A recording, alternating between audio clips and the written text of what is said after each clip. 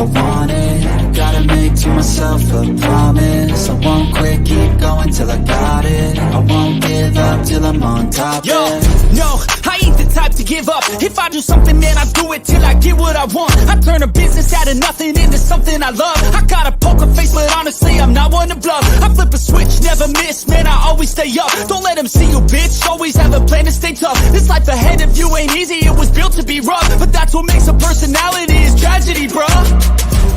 So keep your head on your shoulders. Now we ain't out here moving rocks, we out here moving boulders. Now we ain't getting posterized, we out here making posters, and we ain't got nothing to hide. What up, what up, what up? Welcome into Pregaming here on Sports Money. Monday to Friday, 6 p.m. Rain, sleet, or snow. Pregaming is good to go. Even if we have a small slate on a Labor Day, we're still taking action. So we're still here to give you that action. I appreciate everybody rocking with us here. I got to make a quick adjustment here. It looks, these cocktail late streams. Who the hell knows what happens to the camera? Total epic fail. Epic total fail. No.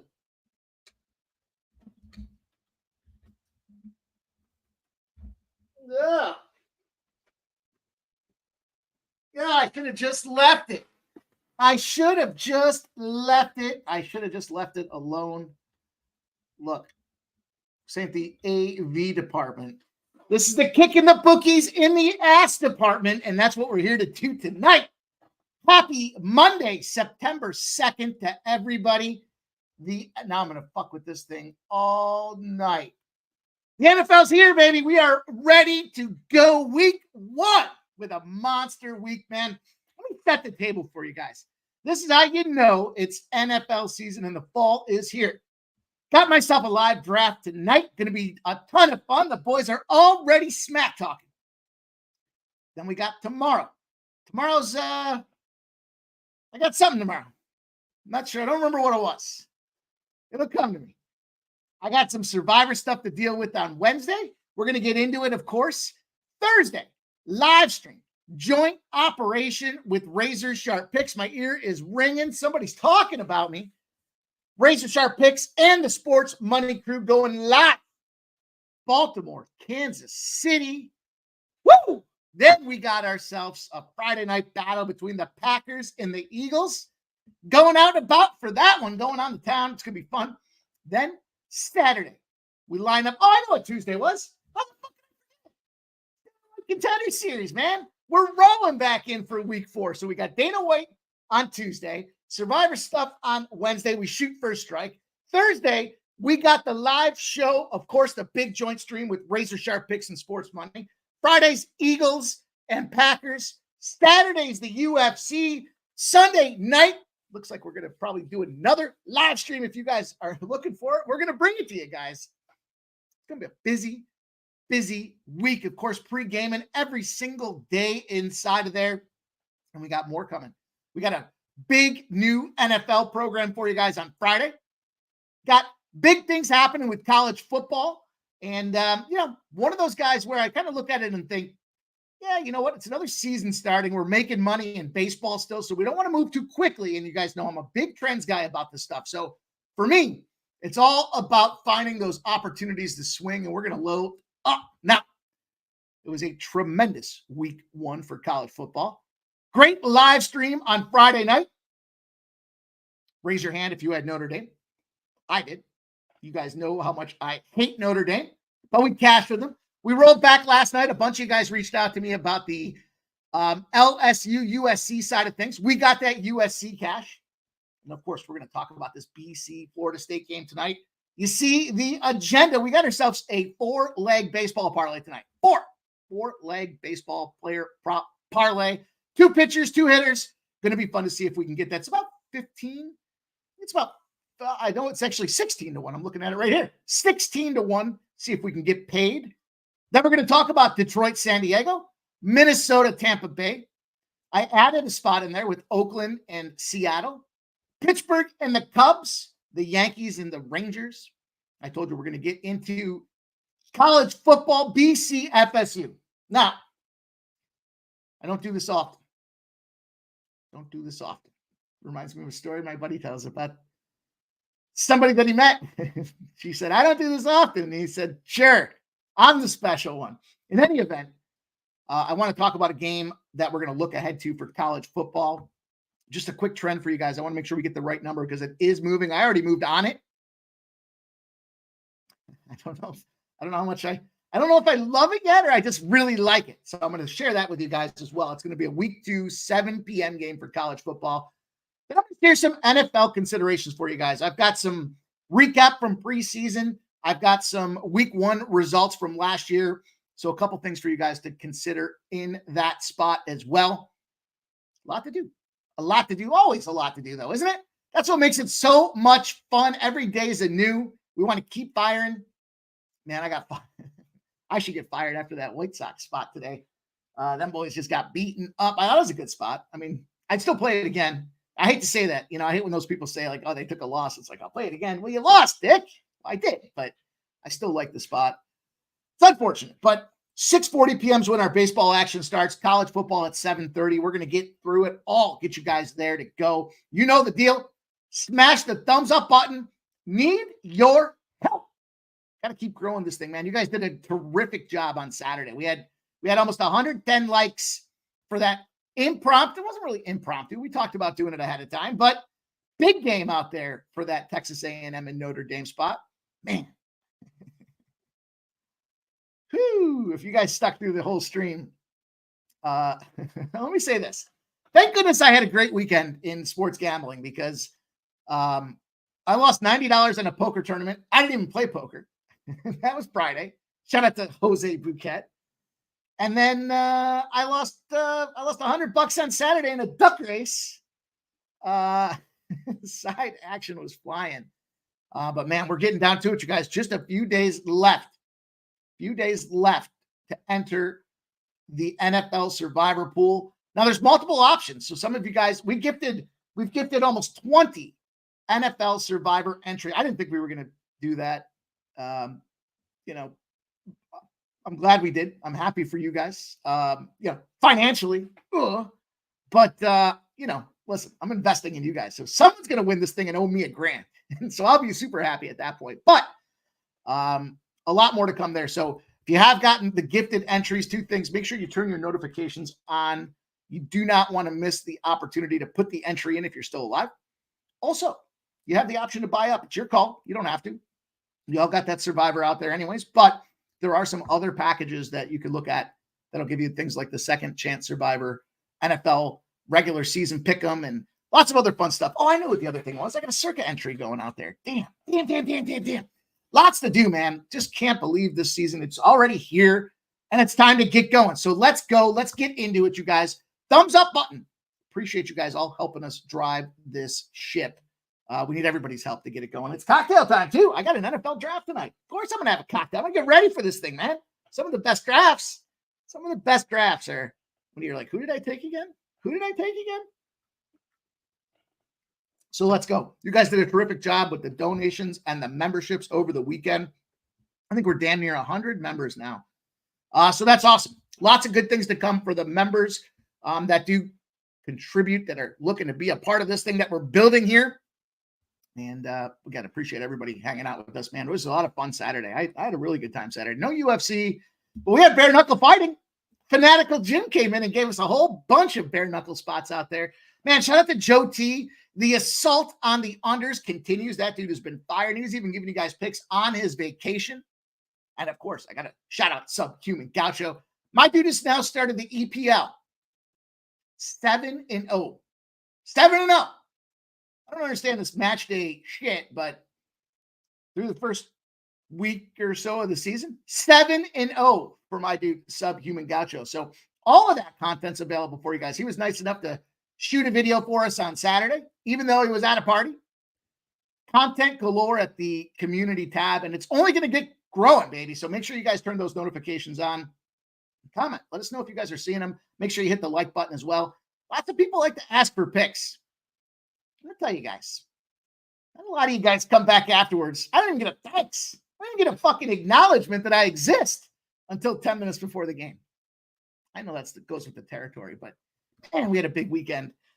Glad a lot of you guys rode with us. So let's go, man. You guys know the deal. Thumbs up button, grab that pen and paper. If you're new here, this is what we do here. We go through the chat. We love to see the best bets everybody has been percolating on all day. They've been marinating on these cards, trying to come up with their best looks, their best angles, their best trends, the way they want to get paid. And we all work together as a team. Common eyes on the scoreboard. Everyone's looking at it the same way. How do we win versus the bookie? So a lot of times we might be head to head and it's fun and la-di-da, but we're trying to get that money from the bookies bankroll. So, make sure you guys do take the time to write these plays down. And of course, you guys throw those plays in the chat. We want to recognize everything you guys are brewing and stewing on here. And speak of the guy himself, back from vacation, ready to kick these bookies in the mouth. Well said. He likes the Pirates and the Cubs over 7. Half unit on the over 9. Going with a little ladder play there for you guys to some degree. Says both teams are in the top 5 WRC plus the last 7 days. He says he knows the wins are and he don't care. Smoke 'em here says balls deep on BC. NJ Strikers in the house, my dude. Cameron Sinnett, my man, Cameron Sinnett gets the fucking Dono trophy of the weekend. My dude, it's always great to see you, brother. Thank you for coming and joining us tonight. Appreciate you making it to start the show, too. Let's go. So it looks like a Yankees smash spot. We are talking Yankees. I think I agree. Jonathan Nasty Nate says he's ready to eat. Old E, my nephew's up in the house there, says let's roll. Justin McCalvey with sports money. Shout out Justin McCalvey. Cameron Sinnett's giving us some looks in this Yankees game. Soto and Judge over 1.5 bases. And the Yankees first 5 -0.5. His baseball plays for tonight. Shout out Brandon Whedon. Red bearded. Let's go. Ken Wood. JW says baseball flopped this morning. Ready to eat. Chrisella says drill, baby, drill. Is that a Michigan helmet? Chrisella? Is that a Michigan helmet? I'll tell you what. Did a nice little cash spot there. Hayden, Michigan. I know I gave it to my boy. Gave it to my boy Sub before he shot the video for soccer. He was like, what do you think about this? I got a bunch of Michigan people coming around. Let's fight that team. They got the look ahead spot to Texas out there. We needed 21. And they lost by 20. So it was dialed right to the fucking number, you guys. That's what we do with college football. Shout out to Dana Delp says, Money Mike, work on a holiday. God damn it, man. You know it, man. I love seeing you guys. I love all of us hanging out. Give you guys the looks that I'm on here. Hopefully we do cook the books. But it's action I'm playing. So, of course, I want to give it to you guys as well. Let's go. Gerald Jones says, good holiday, pimping crew. Best bet. He likes the Yankees run line -125. Seattle in the Oakland spot. First 5 under 4. Shout out to Joey Hart, Dave Beckett. Let's go, man. J-Dub says, I appreciate that from Jose, or I expect that from Jose. Fucking guy. Just taking my action. Jose might be the worst guy you could be sitting there drunk trying to make bets against because he's slow and steady. It's like, yeah, sipping White Claws. I'll take your action. I'm sitting here ripping down Jack Daniels and vodka by the fucking liter. He's sipping on his White Claws. Everything but a straw in that White Claw for our guy. But it's my fault. It's my fault. Silent Rob's in the house. What up, Silent Rob? Appreciate you, my guy. Keith, every stride. It's fun hanging out with Keith on Saturday. Keith, what a duck race. Says camera looks good. Thanks, dude. Thanks, man. I dropped it right off the bat. Oldie says, Mike, you on mute? I just had to look and say, holy shit, am I? Yikes, that would have been bad. Dana White Contender Series says, Silent Rob. NJ Striker says, Mike was easy opening that account. Yeah, man. Super easy to get those things going, dude. Just takes a minute. Minute and you're in. A minute you're going. Nasty Nate says, F the White Sox. J-Dub says, White Sox can suck it. Scotty in the house says, I was chilling with one and only Bob Mannery this weekend. He had 40K on the LSU. Send your boy the link, Scotty, to what we're doing over here because it was never at LSU. I on record, by the way, of saying that team got better once Caleb Williams left. I already gave you guys the rundown a couple of different times. To me, You know, just that guy was a cancer in the locker room. You carve him out, you move him on, you support him, you wish him the best of luck. You tell him he doesn't have to feel obligated to come back to any alumni events. Go ahead. Thanks. JW says, hell yeah, Notre Dame rules. RVD420 says, what's up, Money Mike? Happy Labor Day to you and all in the chat. Let's make this money. College football, NFL is back. You damn right, my dude. Let's go. Nook in the house. As duck races went over hour on Saturday. Felt like we were doing, man. Felt like we had a lot of duck. We were side betting on these things, man. Jeff and Fanatical Jim were betting $100 head to heads, picking on places. Let's go, Marcus McCarthy. Vitalis says, come on, Cubs. Only have 99 runs in the last 10 or something like that. Gary Eric in the house. Good to see him. Dana Dub says Yankees run line. Trisha M. Amigos. Nice to see everybody. And it's nice to see you, Trisha M. Let's get to work. Let's do it. Let's launch this boat from the docks. Let's start with this 16-1 parlay for you guys. And a lot of people loving on Tyone today. And I'm in the same boat. You know, I was looking at some Tyone factors. Now, his last start against the Pirates probably wasn't his best start. Man, them Pirates, though, I mean, they busted that team up. What was the final score? It was like 18-7 or something like that. Now, Tyone, we're buying it down. He's been steamed up. We're buying it down in terms of his K-prop perspective out there. And I do think it's a little bit of a bounce back. His last start against those Pirates, as I mentioned, win factors, everything else going on out there, 4 runs, but he did go 6 2/3 innings. He's averaging just under 1K per inning. And it's just two teams moving in different directions. Cubs are stacking wins. Pirates are taking losses. This is Pirate season where you start seeing just sloppy play, bats starting to get inconsistent. They're just not as disciplined anymore. They're not playing for anything, you know. And you look at their 1-4 in their last 5 games. A couple of runs out there. That Cubs series was explosive, but it was in Pittsburgh. Wrigley. Joe T mentioned that wind is blowing in. That's a different factor for me. I want to start the card off with Tyone at 5+ Ks. Game number 2, we're going to Boston. We're looking at Bayo spot in this game here. This one kind of came down to a couple things. One, again, steam. It's moving up. You know, we look at the lines and the totals and we see kind of looks to me like a tricky little Boston spot. And only one guy on this lineup has seen Bayo before, and it's Winker. With all due respect, in his 5 starts, or his 5 at-bats, he's only had 1 hit against Bayo. And those aren't the kind of numbers that you want to get into when you start looking at trying to figure. You got the advantage the first time through. We're just looking for this guy to mow a few people down. He's got a 4.66 ERA. He's 12-6, so he's playing well. The team rallies behind him, and then, man, he likes playing on the road. He's 7-2. 7-2 as a road start against this Mets team. And, you know, last start for this guy, 9 Ks. He had a 2 to start before that, but that was against the Arizona Diamondbacks, right? We see that they're fucking red hot. They're firing. He goes 6 against Boston, 5 against Texas, 6 against Kansas City, with the exception of that Arizona game where they got torched. It was 12-2, August 23rd. He bounced back with a 9 spot against Toronto. And I expect to see more of the same tonight for this guy. Here's a guy that you may not be aware of. So Tyone, Cubs, Bayo, Boston Red Sox. Now I went kind of deep, a little deeper off the script for this guy here. It's a guy that I haven't had a ton of success getting involved with, but I want some action tonight. Let me find him. So I'm looking at the Padres side of the matchup for this thing. And Solano.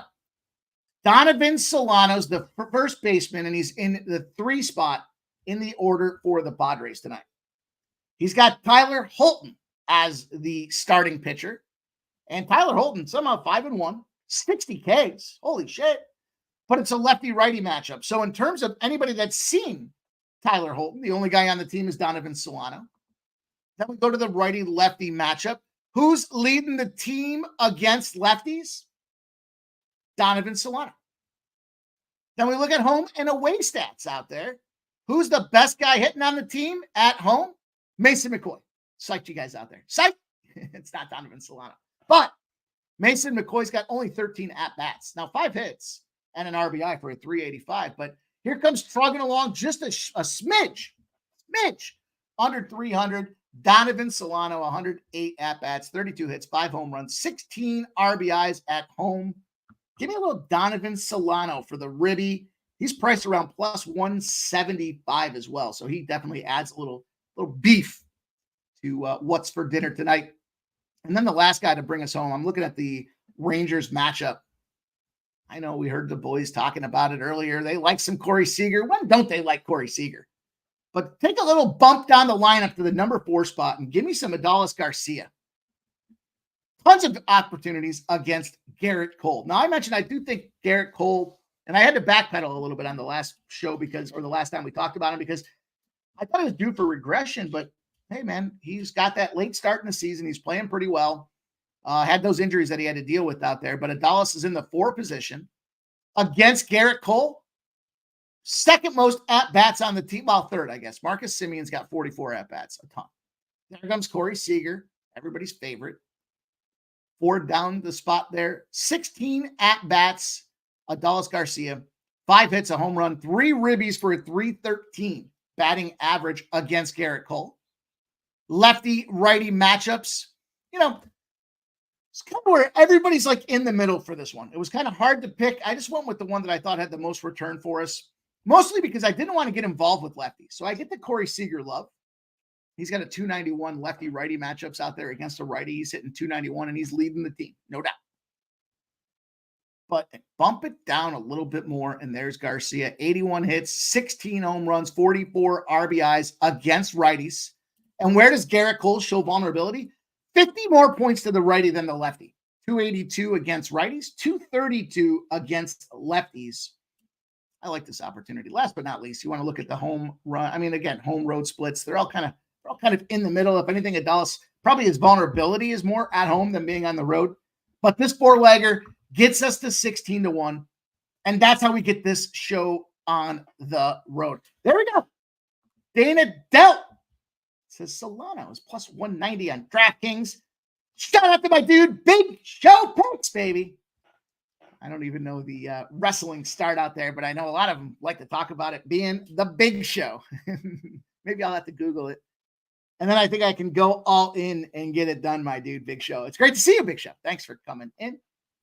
Solano at plus 190, says Dana Delp on DraftKings, and Joey Harb giving Big Show a shout out. Let's go. Let's get into this card now. We've got, as I mentioned, 5 games. 5 games. Woo. Got to get cooking here.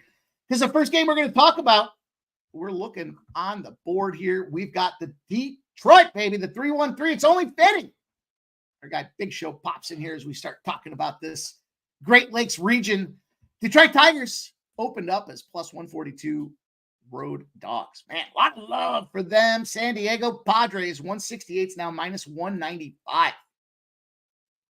89% of the bets and 77% of the cash on the Padres. 30 cents of movement. Total at 97% of the bets and 94% of the cash on the over 8. You know, I mentioned Holton. Fucking guy's 5-1 with a 2.44 ERA. And then we got Musgrove. Sat back and I talked about Musgrove the last time. I faded Musgrove. Or I'm sorry, I played on Musgrove and he shit the bed. I should have faded Musgrove, right? What's he got? 4 starts since coming back from injury. Home road factors kind of going into this thing as well. But man, I was looking at this thing and hear me out. Hear me out with this. I'm gonna tell you guys what I'm on. Let me get this up on the screen here because we're taking a swing. No pun intended when it comes to batting here, but I'm going to the Tigers in this spot. You know, yeah, they're 8 games back. They're a 500 road team, but the Padres are just a smidge, 37-32 at home. Musgrove 4-4 with that 4.44 ERA. But an interesting spot that came up for me on this card. When they're hitting, they're firing. They're third best in baseball, 68-14 when they had 10 or more hits. Going back the last 2.5 seasons. It's pretty considerable. They're averaging around a 738. So the bats can make contact, which I think is big when we look at Musgrove, again, coming off that last start. Not his best performance. Yeah, he went 6 innings, but it was touch fest. It was the sleepover. at Jerry Sandusky's house. 6 innings pitched, 7 hits, 3 runs, 3 earned run, only 1 walk, but only 3 Ks as well. So, yeah, he went 6, but a lot of contact. And you're going against a team that can make contact there in these Detroit Tigers. Furthermore, how about this one? The Tigers. Oh, I didn't get the number down. Whoops. The Tigers. Let me see if I can find it real quick. Hang on. This is the one that jumped off the page to me. It's the Tigers against right-handed pitching. And, we're talking about how they're 68-14, 10 or more hits in a game. They're finding a way to come through and be victorious. How about this one? The Tigers on the road against right-handed pitching, they're 43-31. So on the surface, you're going to say, like, man, that's not like the definitive place that we want to, shout out the Big Show. We don't want to plant the flag in a 43-31, but we start taking that deeper dive, and we got Holton sitting there with a sub-3 ERA. We got an opportunity for Musgrove struggling, kind of trying to find his groove, find his form, coming off that loss. By the way, that loss was 4-3 to St. Louis. He went, as I mentioned, 6 innings. Now, he did play well at home. He's got that 7-0 win against the Mets. He went 7 innings. He only had 1 hit and 9 Ks. But the thing that jumped out to me when you look at that road Tigers versus right-handed pitching, some of the teams that they played this year, they're 500 against. They're 50-50. 50-50. Like, hey, what are we talking about here? We're not talking about laying minus 110s. We're talking about the ROI and the algorithm as we start taking big shots across the course of the season. And these teams 50-50 against. Cubs, you can argue early in the season, were smashing the ball everywhere. They had one of the best home field batting averages and run rates across. I think they were the best across Major League Baseball when that era of Detroit coming in there, shutting things down, went into play. San Francisco, Seattle, not their best season. Toronto, big scores in those Toronto series. And then the Astros, when the Astros started heating up, by the way, 50-50 against the Astros. This is just a pure ROI opportunity here. I don't see the warrant and consideration to go out there and lay minus 200 for the San Diego Padres. Now, selfishly, yeah, I was on them yesterday, first 5 in full game. I've been riding the San Diego Padres, really since probably the All-Star break. They've been very good to me, but I just can't get there today in this game. And then you look at the Tigers. Look, they're what, 4-2. Their last 6, I believe, was the number out there. They're just grinding right now. It's grind them up season. 4-1 win against Boston, 2-1 win against Boston. Yeah, they lost 7-5, but they were still in that game. 7-5. The Angels series as well. This is their first time going back out on the road. It's a little bit of an earlier start for a Padres team that's coming back home after a series in St. Louis and a series in Tampa Bay. That Tampa Bay series, though, just yesterday, last game, 4-3. Now they got to fly out to San Diego. Dicey little travel spot for a team that is better than a 50-50 when they're on the road against righties, and they've gunned down some of the best of them this year to make it happen. I got to take some Detroit action here. It's a nice plus money spot, and that's exactly what I want to do with this game. So give me this plus 180. Let's see what the best number is right now. I got the plus 1.5 out there as well. I'm going to back bet that just a little bit there. And it's come down. It's come down since earlier. The plus 180 is now plus 170 at BetMGM. There's 166 at FanDuel, 164 at DraftKings, and 160 at Bet Rivers now. So that's that last minute adjustment that we want to see moving towards the right position. Also, when we look at the 1.5, here's the spot that really got me the most. You're juicing the fuck out of the plus 1.5. Minus 125s, minus 130s out there. There's a minus 140 for the plus 1.5. Tells me the books think it's a one-run game. If it's a one-run game, we're talking about a team that's winning almost 60% on the road against righties. All the points that we just talked about and emphasized make this a must-play. Give me Detroit Tigers. I've been fucked by them before. I'm hoping I'm not fucked by them again to start this week off, but man, that's just too good a price tag to pass up here. On upward, lots of games to talk about for you guys. Next one, 6:50 start.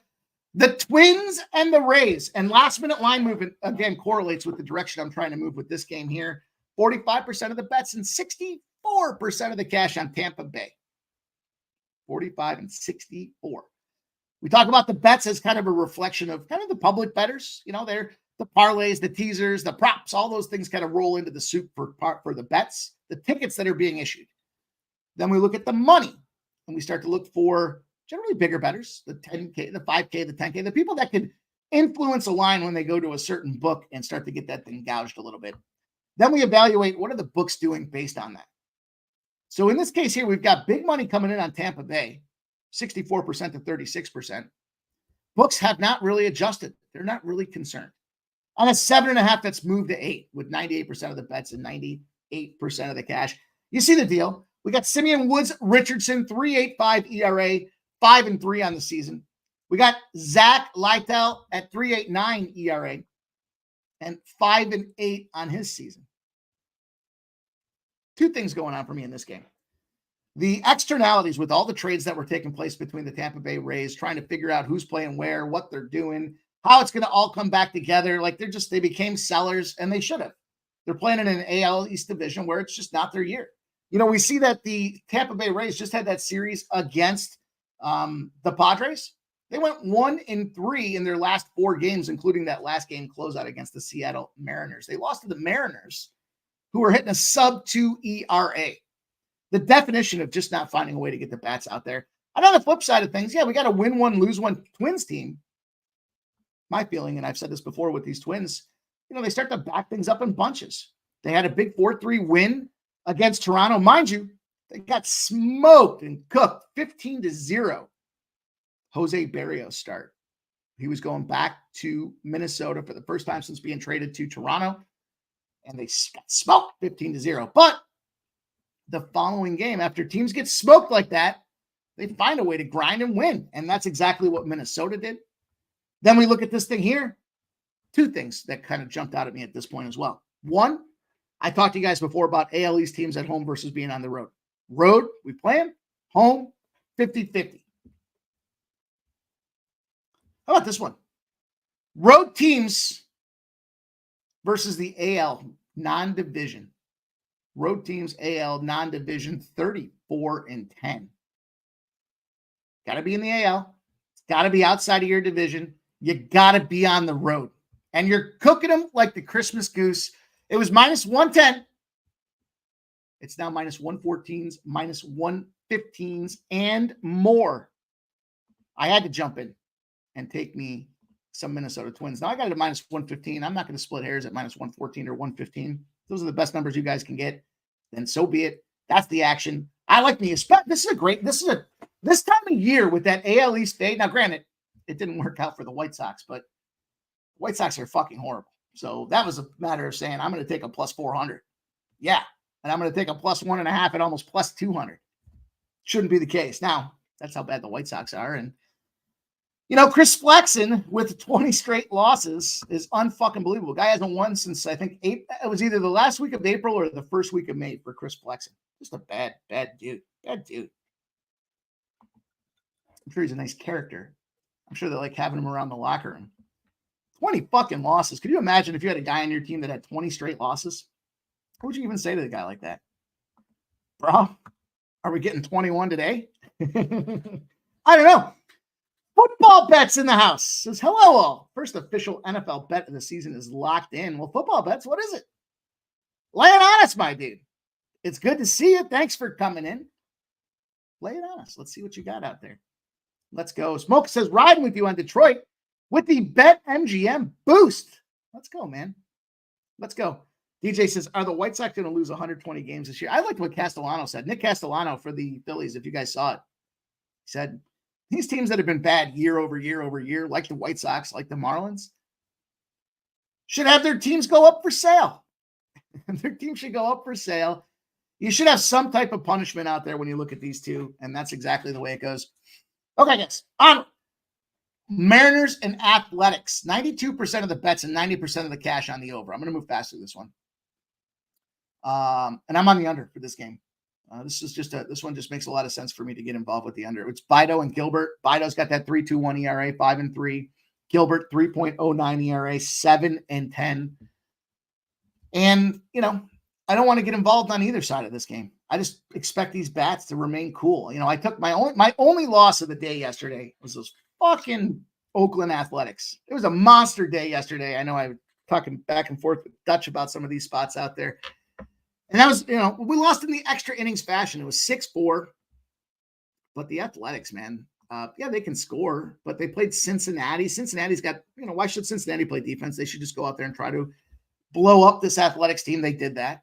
And the Rangers, we'll talk about them in a minute, but yeah, you know what? They went 1-2 against the Rangers. It's the Mariners with that sub-2 ERA in their bats. Now, granted, the last 7 days, things are getting a little bit better, but JW says, was somebody else besides Jose bets on the A's? I was yesterday, but today I'm on the first 5 under, or I'm sorry, the full game under 7.5. I just don't think they get to this number. We're seeing reverse line movement towards no line movement towards the over, with a number being pegged. We talked time and again about the 7 being the key, the 9. I flipped from baseball to football to back. The 9 such a crucial key number in sports and baseball particularly, and the fact that they pegged this at 7.5, and then everybody looked at it and said, well, this number's low, and the books still haven't adjusted. Love this under. This one here, to me, I'll tell you what, just for kicks, let me look. Just for kicks. Here's the final score of this game. 3-2. Either 3-1 or 3. I bet you it's 3-2. I bet you they're tied 1-1 at halftime or at first 5. I got to flip gears. And I'll bet you they get a 3-2. Let's see what this is. Seattle Mariners to win the game, plus 1,500. 3-2 final. Take the 3-1 as well for 18-1. 15-1 and 18. Look at this number, by the way. Speaking of this fucking thing. 3-0's plus 2,500. 3-1's 1,800. 3-2 drops to 1,500. And then 4-0 goes up to 3,000. 3-2 and 4-2 are priced 1,500 and 1,800. Even the exacta score factors here are looking at this thing being an under. I love the under. I'm all over this under in this game out there.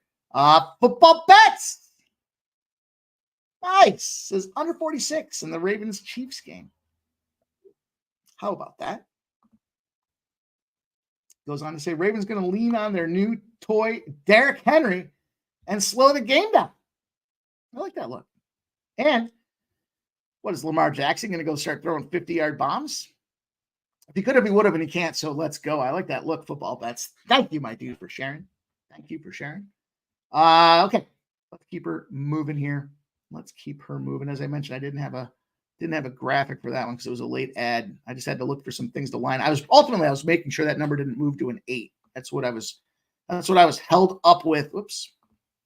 When I was debating and evaluating that game. Okay. Pittsburgh and the Cubbies. I'm telling you what I don't want to do. I don't want to be involved in the Cubs at minus 150s and 60s, and I don't want to be involved with the Cubs at minus 1s either, because there's a lot of inconsistency in that team. But much like we just talked about, like Tampa Bay and kind of being sellers at the deadline, I kind of feel like Pittsburgh's just toast. Can they score runs? Yeah, but I talked about Tyon at the onset of the parlay, the player prop parlay out there. 87% of the bets and 85% of the cash on the Cubs. Now the line's moving up. 7 has gone to 7.5 with 98% of the bets and 97% of the cash. Jared Jones, 3.88 ERA, but he's 5-7. The last game was a score fest, but we saw the stronger team prevail on the road in the Cubs. Now we're back home, and the Cubs have ultimately, I believe, the advantage. 71 and 66 is a key spot for the Chicago Cubs team. They're the better team. 63 and 73 are the Pittsburgh Pirates. We saw the Pirates again start to dismantle their program and doing what the Cubs or what the Pirates tend to do this time of year. Then we kind of take a deeper dive. They're fucking horrible. 1-2 against Cleveland on the road. So this is their second road series. They lost 10-8. They did win 1-3-0. But after a team gets shut out, I hope you guys write this down. This is like almost automatic plays. After a team gets shut out, you go back to them again. After Cleveland gets shut out 3-0, you bop them 6-1 that following game. It was a plus 131 spot. And I think it was minus 150 spot for Cleveland. But those are some of those spots where you just kind of bite your bottom lip. Now, Second time in 2 series now because they just played those Cubs.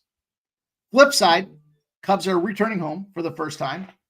But what a hell of a run they've been on, man. Talk about these bats. They're kind of back to that preseason form.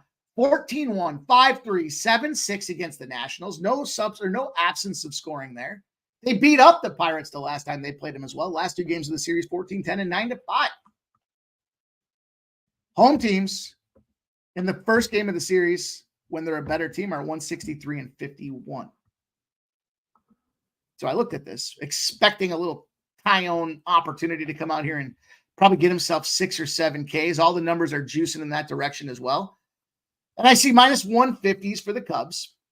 And I see the first 5 numbers are sitting there at minus 140s.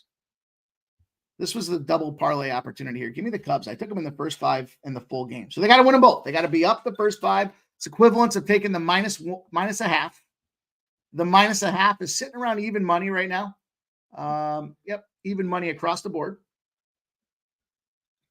for the Cubs. And that's how I opt to get paid in this game. Just give me the Cubs first 5 full game. I want that plus money spot. Ideally between Detroit and this Cubs spot. We're up over 3 units on 2 bets, and everything else is smooth sailing. Today's our day for a parlay as well. So that's how I want to get paid. That's how I want to get paid. You guys are talking about the Pittsburgh game in the chat. I love to see it. Love to see it. The Chillest in the house. What up, the Chillest? He says, Nasty Nate. He's with Nasty Nate on the Boston money line against the Mets. I like that spot. I didn't pull the trigger on it, but I like that spot. J-Dubs, we talked about that already. We talked about leaning on the toy. J-Dub says, football bets, how long till Russell Wilson gets benched? And football bet says, I personally don't believe Russ is that bad. I think the challenge for Russ is he's got to have a personality disorder because people didn't really like him when he was in Seattle. They certainly didn't like him when he was in Denver. But now he's rolling out to Pittsburgh.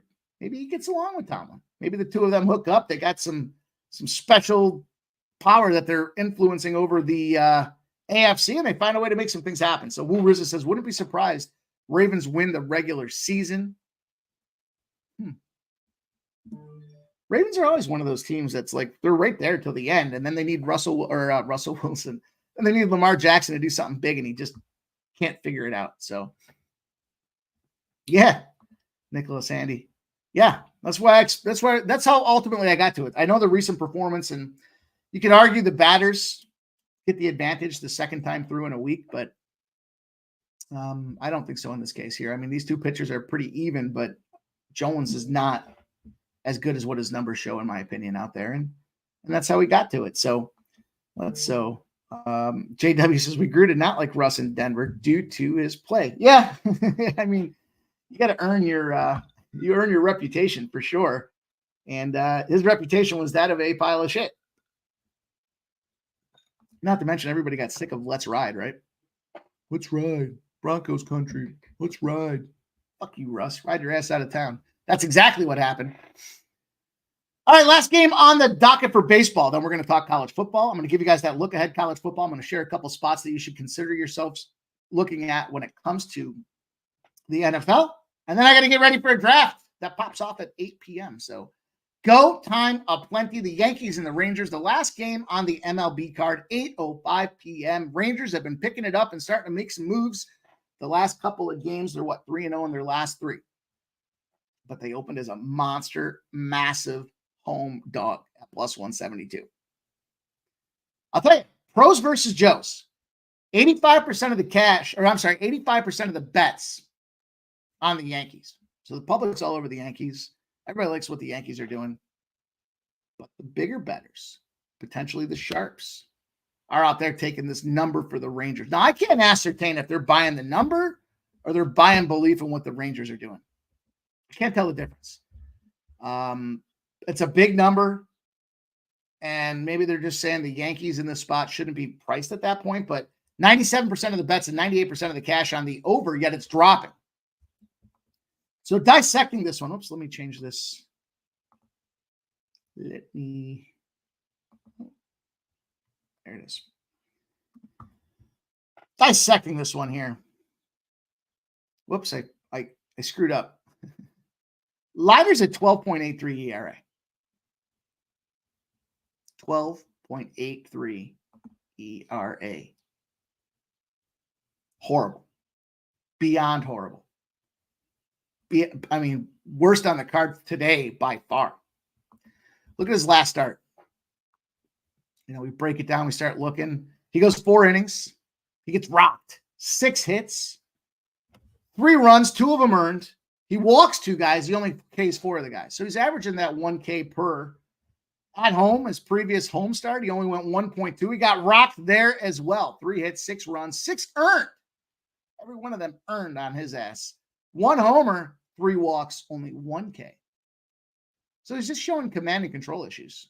Now, his last start, 4 innings pitched. That was against the White Sox. We already talked about just how piss poor the White Sox are. And that was his first start since May. So they're going back to this guy. They're just trying to find a guy that can fill up some roster spot, because on the flip side, this is where maybe they're trying to create that mismatch that we talked about a couple of weeks ago. When you've got your ace in the mound and you're going against the other ace, in this case, the ace of, the Yankees and Garrett Cole potentially sitting there at 3.86 ERA. The dude's just having a season. He's come back from that injury. He's trying to figure out his position in the lineup out there. Now he's ready to go, and he's facing a guy with a 32 ERA at home. I don't know how much more we need to get into this game. I'm on the Yankees on the run line. I got the -1.5. Oops. I'll say this. What do you want to look at? The Yankees, 9 of their last 10 road games against the AL West. They're killing them. The Rangers lost their last 4 in a row against the AL East. Look, what do you want to say? This is a Yankee spot. The Rangers, they haven't covered the run line in 11 of the last 12 games when they're playing on a back-to-back spot. And the Yankees have covered the run line in their last 4 night games against AL opponents that are bad, losing records. Another driver for you guys, if you're looking to get some of the ancillary trends besides just the black and white.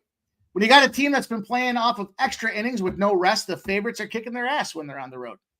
They're 36-13. They're covering the run line by 2.25 runs a pop in those spots, and they're going over a 32-16. I almost pulled the trigger on the Yankees -1.5 in the over. You guys know I love to thread the needle in a little of those grandma wearing the sister's panties plays out there. But I just, if you're looking at it here, let me just look at it for conversation purposes. The Yankees -1.5 and the over 8.5 is +190. The Yankees in the over 8.5 is +160. The Yankees should smash these dudes right in the face. This is a great Yankee spot. I'm on the Yankees. I got them on the -1.5. We don't need to belabor the point. This is just a bad spot for this team, and I want to get involved with it. So football bets, loving that. So Seattle had no success before him. Russell Wilson's loved in Seattle. Yeah. But not by the players, I don't think, football bets. Dudes are saying they were sick of his shit in the locker room. That's why he had to go to Denver. They wanted him out of there, and it wasn't because of poor play. It's because they just got tired of hearing him bitch in the locker room. He had a defeatist attitude. If you read some of the blog reports, they'll tell you the guy was, talk about the me versus we guy. And he's a we guy when it comes to we losing, but he's a me guy when it comes to how good he is. And that's a big difference for those guys. So, yeah, before Wilson, sure. The fucking Cowboys won like 4 Super Bowls in 6 years, like 25 years ago. I get it. Yeah, he's a diva. Yeah, there you go. He's a diva. That's the best way to say it. I agree. He's a diva. And he's got that little dime piece on his arm too. So, not for nothing. They held that birthday party in Denver, and nobody fucking showed up. It reminds me of the movie Draft Day, where they're looking at Bo Callahan, and you get Bo, and he has a birthday, and the guy's like, "What do you think? It's likely that he had a birthday and none of his teammates showed up?" Yeah, because he was a diva, and that's exactly what I think of Russell Wilson. But with all fairness, I do like his fit in Pittsburgh. I do. I think that's a good match for that team based on what they need a diva right now, because they kind of went through, think about it. The guy that replaces the ruler, the guy that replaces the king, always a difficult position, right? They kind of reminds me of the story where I don't remember exactly how the anecdote turned out, but there's a king that's leaving, and he writes 2 letters for the next king. And he's like, when shit, you're coming in, everyone's going to be excited you're here. And when shit goes bad, I want you to open up the first letter. So he starts ruling and he's doing his thing, and things are going great in the land. Everything's up. Everyone's great. They're conquering new territories. Everyone's happy. Things continue to grow and everybody's blossoming. And then some plague or something hits and shit gets bad. So he's sitting around and he's like, man, they're at the gates. They got pitchforks and fucking burning everything. They're ready for me. What should I do? He's like, oh yeah. Let me open that letter. Let me open the first letter. So he goes to his safe. He pulls out the first letter. And the first letter says, at some point, shit's going to go bad. Blame the previous guy. So he gets out in front of the people, blames the previous ruler. Everyone's happy again. There's joy in the lands. And, then famine sets in. There's a drought and famine sets in down the road.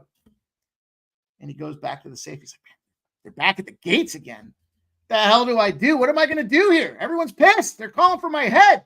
Like, oh yeah, I got a second letter. What's he do? Pulled out that second letter. Guess what the second letter says? Write 2 letters. Ben Roethlisberger was that previous ruler. They went through a whole bunch of rookies. They went through all kinds of turmoil and transition with that Pittsburgh team. And I think this is a spot where Russell Wilson could be that good fit for the Pittsburgh Steelers. So anyways, that's my I heard that story a long time ago and I haven't said it in a long time. So nonetheless, write 2 letters. And right now, Mike Tomlin's giving Russell Wilson the breakdown. Go write 2 letters, Russ. Get yourself ready. Or I guess he's telling him Ben Roethlisberger gave you 2 letters. Somebody gave him 2 fucking letters. I don't know what we're talking about here. Let's get to college football. I want to talk about this game here. So, full disclosure, I rocked a parlay yesterday afternoon with all dogs. The only dog that didn't, and this goes including USC. This goes including, the Bombers in the CFL, and the Atlanta Braves were the only spot that didn't cash that thing. Why? Because we're back to football season, boys and girls. Sunday night, books close. Locals are collecting on Mondays and Tuesdays. So why not go out there and take a big favorite? There's no way LSU gets shut down by USC. Everything's changed in USC. They just lost Caleb Williams. Well, I told you why that cancer had to get cut out. Brian Kelly. Brian Kelly's the old school, shake your fist, threaten dudes scholarships, and they should respond. And if they don't, well, they need to get better. Not we need to make changes. Now, the dogs came through last night. Everybody that saw the dogs cooking, they'll remember week 0 went 4-0. Dogs. Holy shit. Then they see the dogs cooking yesterday, and they're like, man, giving me 16.5? 16s? We got 53% of the bets and 55% of the cash on Boston College. 48.5 was the total. By the way, let me take a step back. Public dog and then some, 23 down to plus 16, 53% of the bets, 55% of the cash on Boston College. 48.5 is the total. It's moved to 51.5. 57% of the bets and 60% of the cash on this over. Clearly, the storyline. What the hell happened? They go out to Ireland, lovely country, and they rolled over and got busted up by Georgia Tech. I kind of believe that.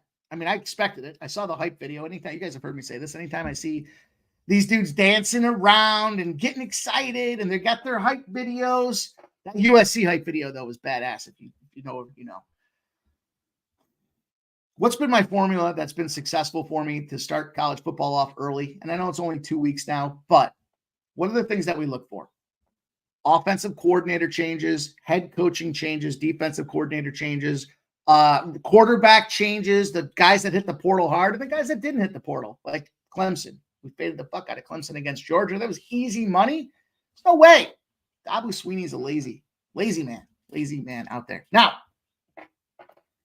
let's talk about how some of this Boston College team fits the mark. The answer for Boston College. Now, I got a long history of following Boston College.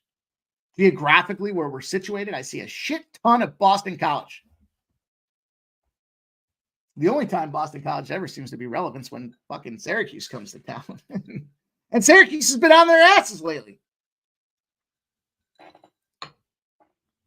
What does Boston College do to fix the gap? They bring in Bill O'Brien, the savior. Let's not forget, they couldn't get rid of Bill O'Brien fast enough down there in the NFL. Houston. And then they get rid of him, and CJ Stroud comes out there, and the team's all of a sudden a potential contender in that conference or in that division. Look back at his career with Alabama as the offensive coordinator. They couldn't wait for that fucking guy to leave. They couldn't wait. Not to mention his time in Penn State. Couldn't wait. This fucking guy out of here, Bill O'Brien. But now he's the answer for Boston College, who went 7-6 last year. 7-6. 82nd in college football defensive success rate. Middle of the pack. What is it, 155 teams or something like that? Middle of the pack in 82nd. Sub-middle. 110th in explosive defense and 123rd in havoc. That tells me, and this is how I expect this game to go, they're just letting teams kind of dictate pace. Now we look at Florida State. We see a situation where they bring in DJU from Oregon State. Last week, new quarterback change, new system, travel spot, kind of a lot of fuckery that kind of delved into that process there. Okay. Made sense to fade them last week. A lot of new changes. DJU had no touchdown passes last week. None.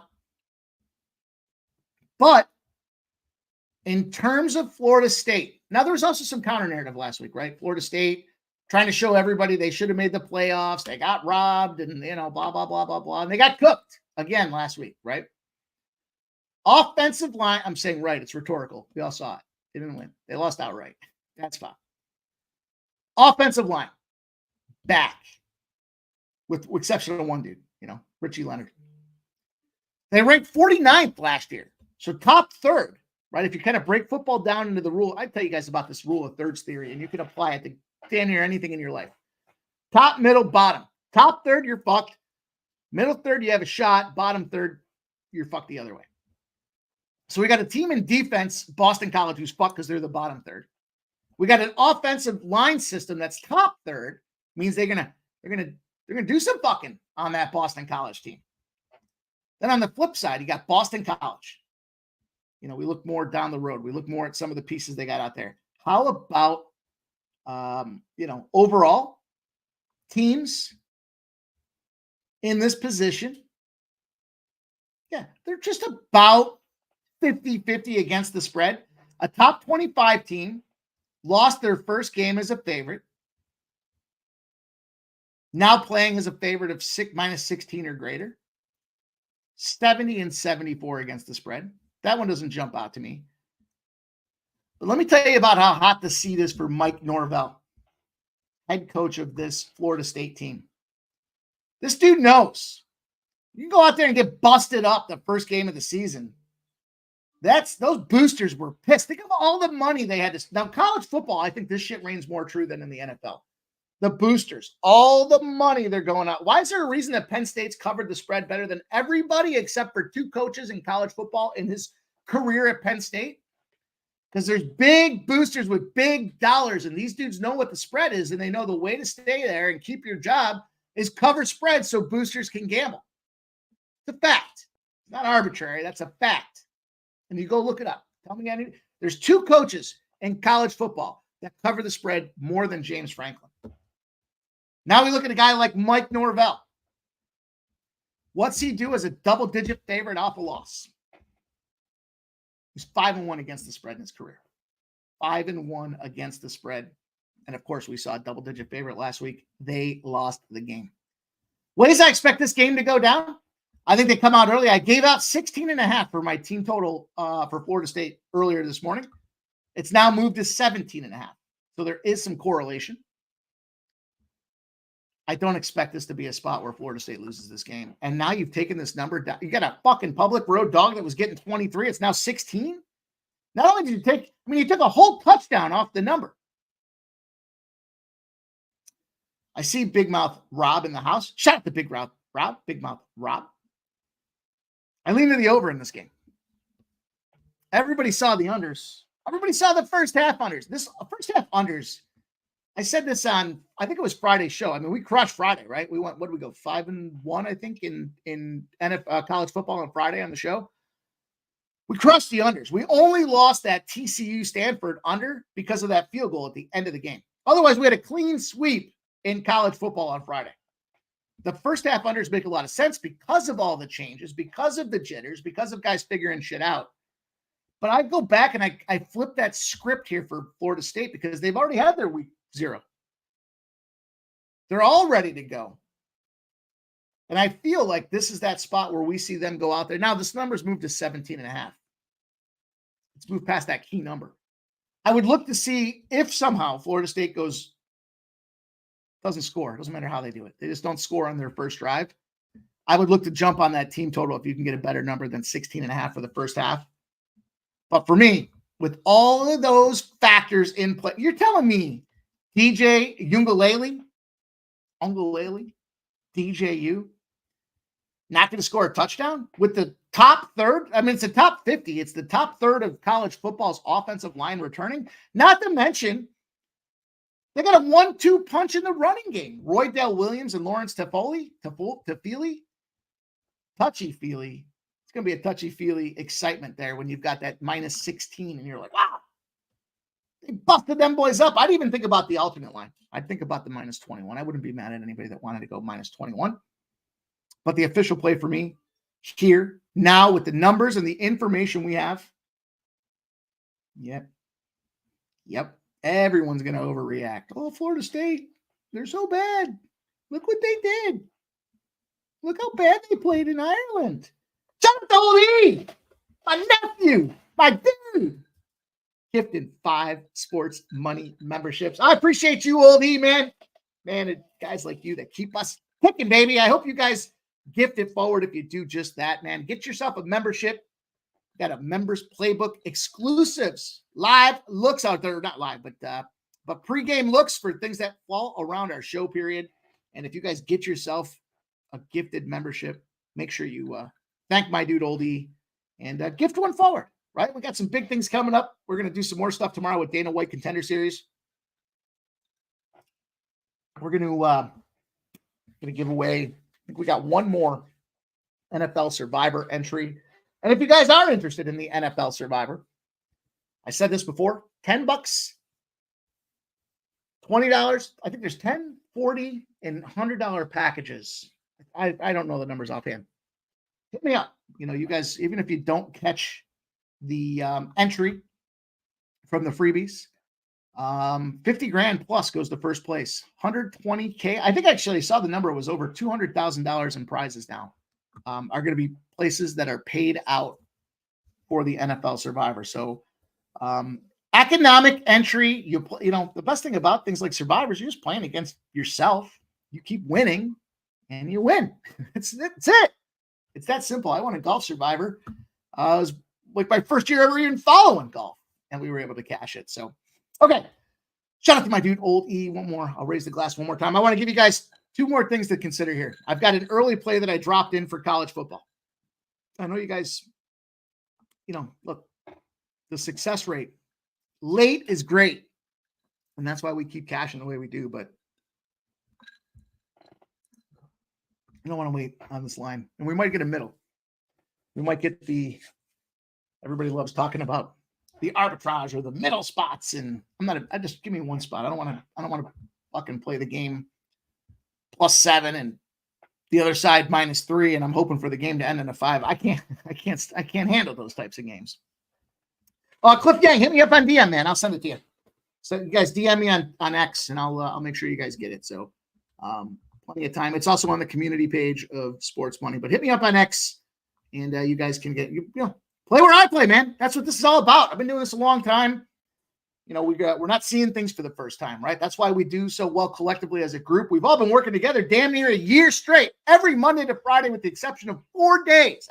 4 days, every Monday to Friday. We've all been cutting our chops, if you will.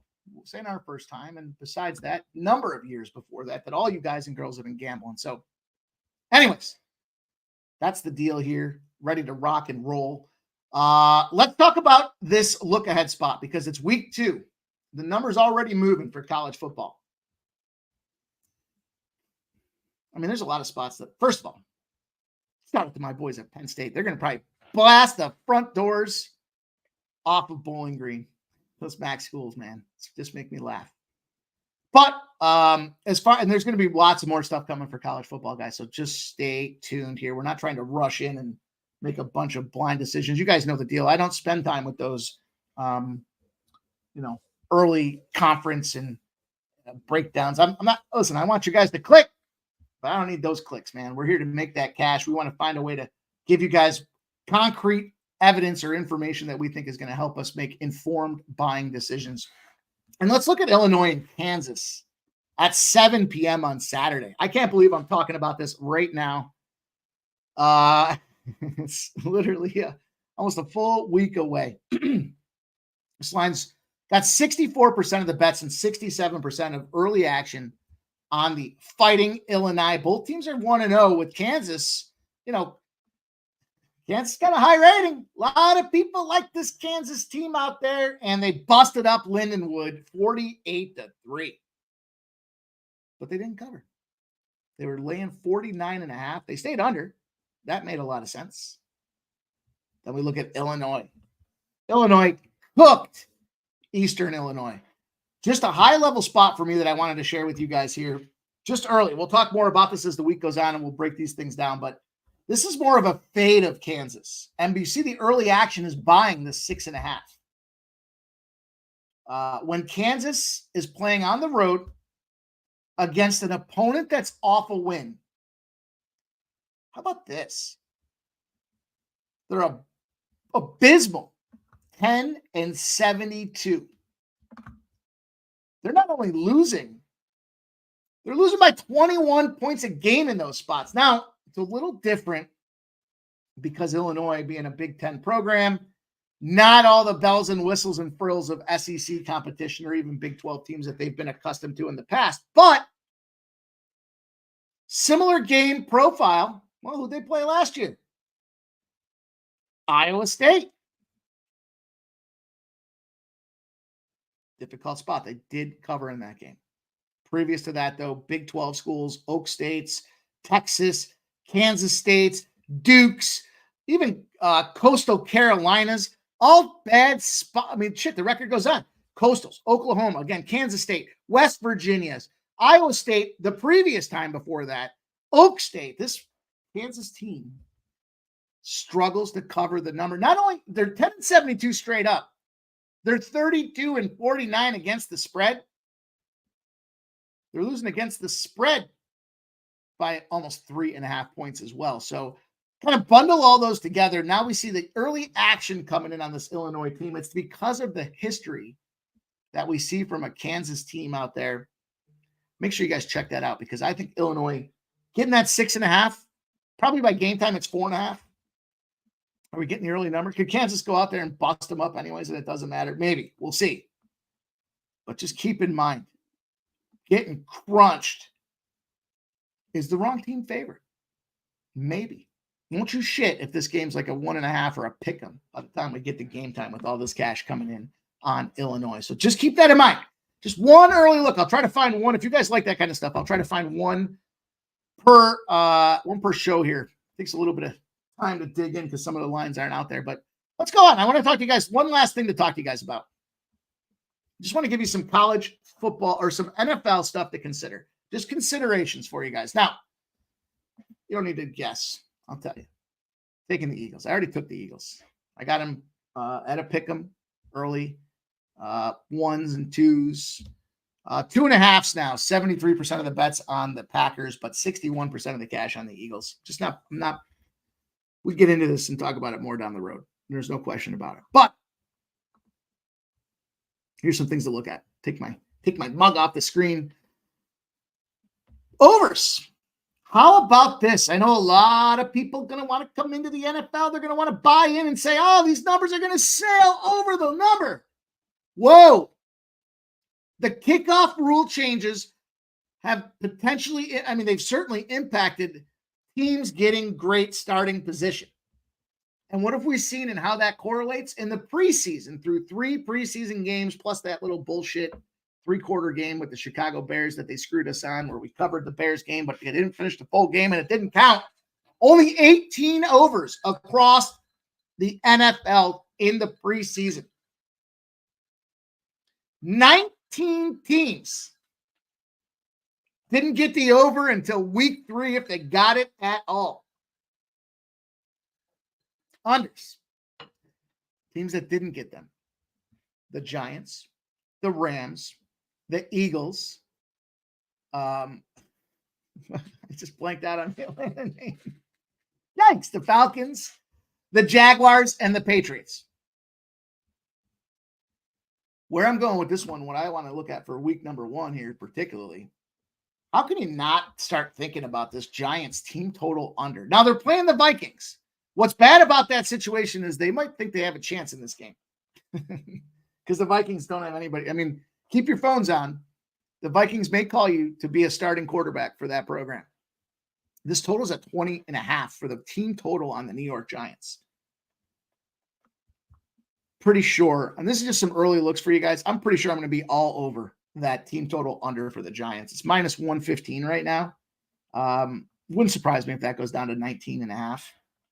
We got the Rams. I'm not overly concerned about the Rams unders in this spot, specifically because, coming off of playoff expectations and what that team's been doing, and they weren't out there to try to show anybody any of the flash and dash that is that Los Angeles Rams team. So I'm not overly concerned. Plus, they're playing the Lions in week number 1. Shout out to Big Show. It's only right Big Show's here as we talk about that. But we do have 80% of the bets and 79% of the cash coming in on the over in that game. And yet it's dropped a point and a half in some books as well. So just get your peepers on that. That's a Sunday night prime time. You guys remember the last 2 seasons, the unders and Sunday and Monday prime times were cash cows. Something to consider. The Eagles game. What am I going to say? I'm on the Eagles. I'm already on the Eagles. You don't have to ask me. Is it a homer pick? No. The Eagles are just better. Maybe subconsciously I'm just on the Eagles because they're just a better fucking team, and that'd be it. The Atlanta Falcons, an under team through the preseason, didn't get an over at all. We've already got talk about, it's only right, the Steelers coming to town against them Falcons. 45.5 has moved down to 41s. Yet we had the public all over the over. 87% of the bets on the over of that Steelers game. And then 52 to 48. 52% of the cash on the over, but 48% of the cash on the under in that game. It's dropped now almost 4.5 points. So that number is it's getting steamed to the under. New quarterback for the Steelers. New everything pretty much for the Falcons, right? I could see that, but I think that's going to be that's a Sunday game. I think that's going to be a live bet when both teams shit the bed in the first quarter. I think we fire out there. We're going to catch like a 32.5 for the over in that game. Jacksonville Jaguars playing the Miami Dolphins. 80% of the bets, 85% of the cash on the over. It hasn't moved. It's at 49.5. I won't have any over action in that game. I'll probably fade the Dolphins because I'm just not a Tua Tagovailoa guy here. As far as the side is concerned, it has come down. 3.5s down to 3s. We had 61% of the bets, but only 26% of the cash. So we have reverse line movement from the big dollars here from the Dolphins. The big bettors want the Dolphins minus 3.5. They think they're going to torch the Jaguars. Yet the numbers come down off that 3.5, which is surprising because I would have thought the Sharps would want the hook. I would think they would want the 3.5. But no, they just think the Dolphins are going to kick the shit out of them. And then last but not least, the New England Patriots. That makes sense. There's new coaching, quarterback changes. I mean, there's just everything's new for those Patriots. It makes a ton of sense that one, that game, if it didn't go off, would anybody even give a shit? Probably New England fans would. But outside of that, we look at some of these numbers for this game. And as I scroll through and try to get there, I see, where is it? Was it off the board? That can't be. Are they even going to play this game? Oh, there it is. The Bengals and the Patriots, of course. Misleading. This is probably an over spot.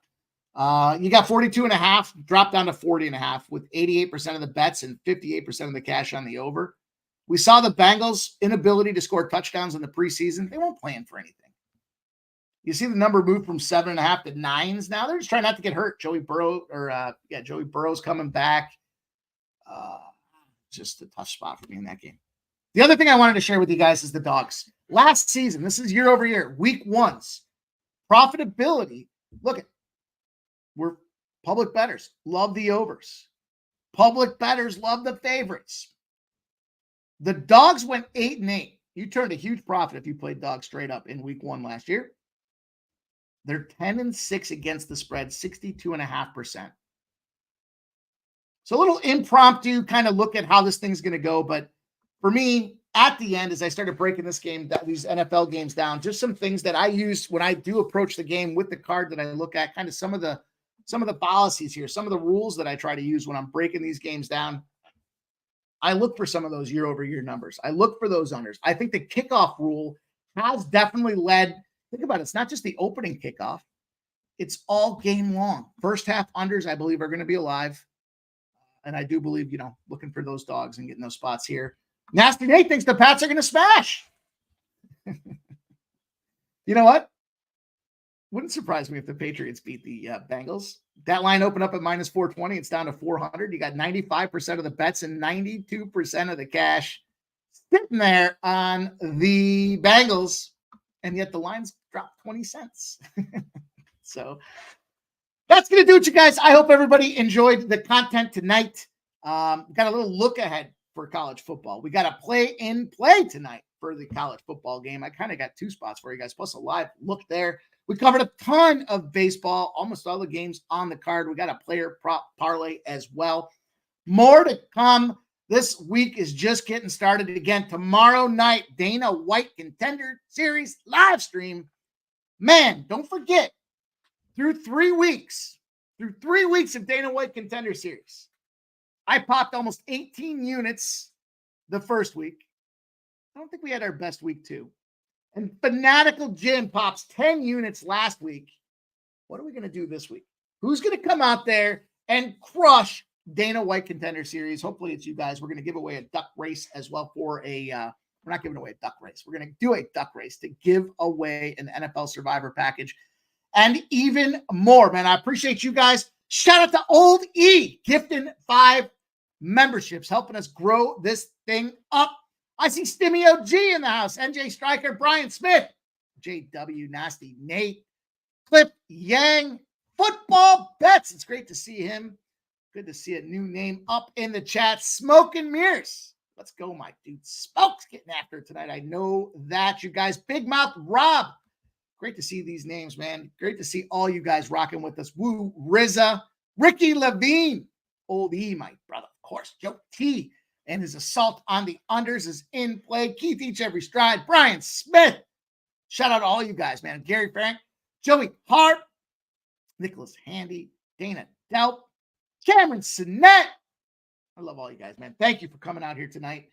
A lot more to come. Let's have a big night tonight. I got to get ready for this Survivor pool, Survivor. I got reset, recalibrate, NFL fantasy draft, and it's going to be a lot of fun. So I appreciate everybody, man. Thank you for coming out tonight, rocking with us. Good luck with your bets.